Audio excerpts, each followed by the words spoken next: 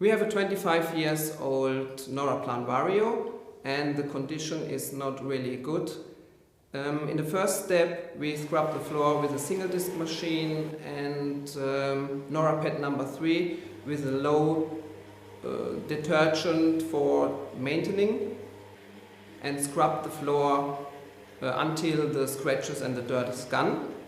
In the second step we scrub the floor with pad number 1 and a single disc machine with just water, and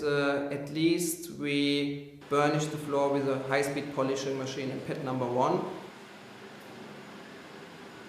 and the condition of the floor after this procedure is very good, and the floor is shiny and all the scratches are gone.